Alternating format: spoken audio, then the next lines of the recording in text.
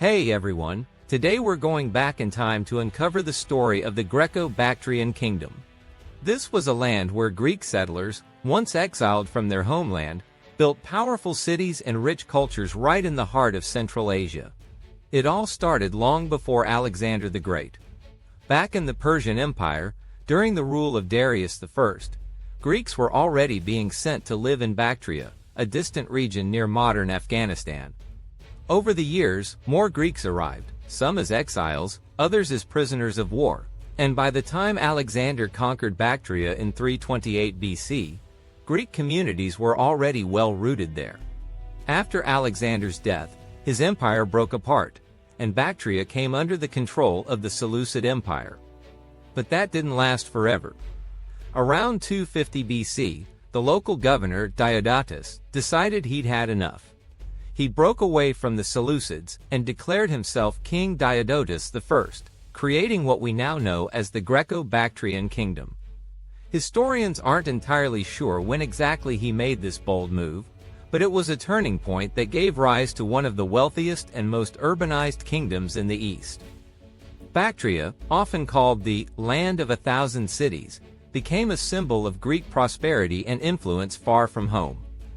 According to ancient writers, its people grew so powerful that they controlled not just their own lands, but also reached deep into regions like Ariana and even India.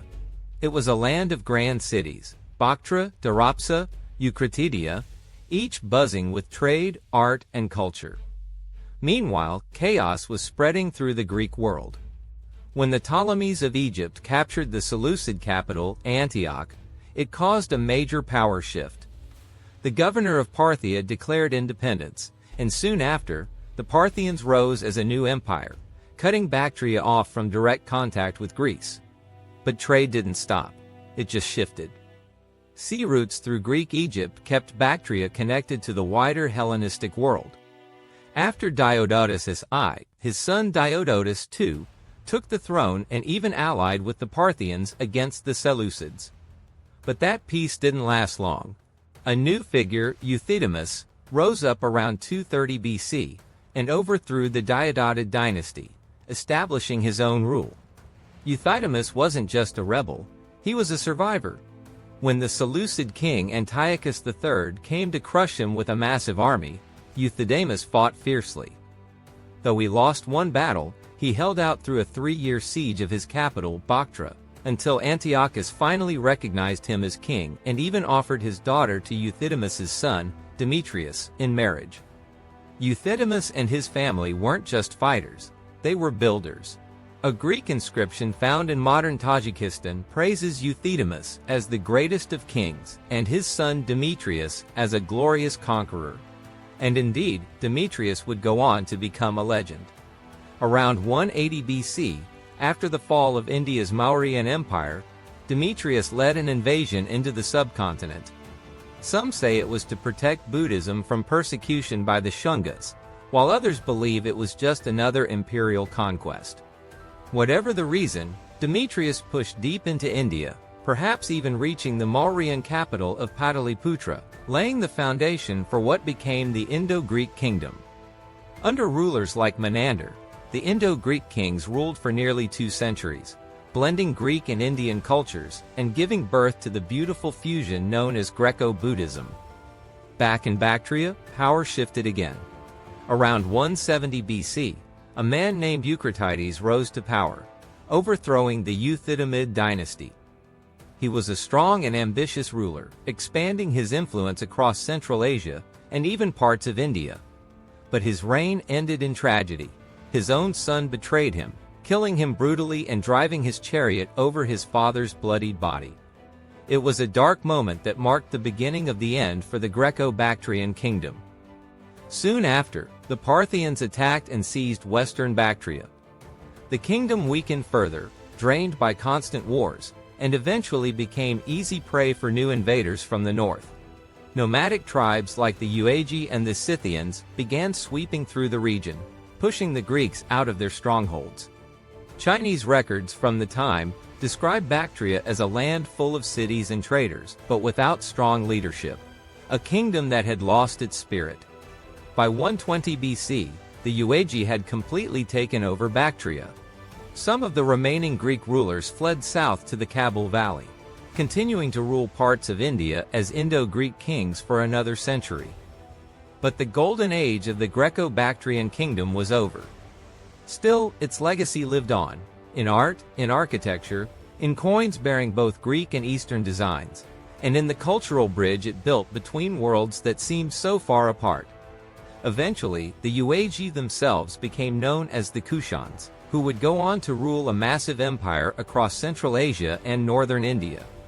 And their army was something else entirely.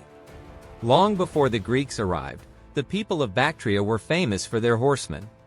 Whole armies were mostly made of cavalry, riders who fought from horseback, and they were so skilled that they formed big parts of the Persian forces at major battles. Ancient writers tell us that 2,000 Bactrian horsemen fought at the Granicus, and 9,000 at Gaugamela. They also used chariots, and many of their riders shot arrows while riding, then closed in with spears and swords. When Alexander conquered the area, he began using these horsemen in his campaigns into India. Later, Macedonian and Greek settlers in Bactria created their own military towns and forts. These settlers lived on allotments of land and trained as soldiers, forming phalanxes, long lines of foot soldiers with spears, that looked and fought like the armies back in Greece. Over time, the Greco-Bactrian army became a mix of many peoples. Greek colonists made up much of the heavy infantry, forming those pike phalanxes. Local Bactrians and hired mercenaries served as light infantry, throwing javelins and fighting in looser groups. The cavalry stayed large and mostly came from Bactrians, Sogdians, and other nearby peoples who were excellent horsemen. Ancient sources even mention 10,000 horsemen at one fight on the Areius River.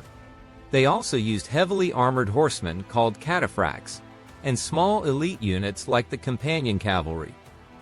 As the kingdom pushed into India, Indian war elephants joined the army. These elephants sometimes carried little towers on their backs with archers and javelin throwers, a sight that shows how the army mixed Greek, Iranian, and Indian styles of war. Their cities reflected the same mixture of cultures. Places like Iconium had Greek theaters, gymnasiums, and houses with colonnades, all the signs of a Hellenistic city. Archaeologists found Corinthian columns and sculptures that would have looked at home in the Mediterranean.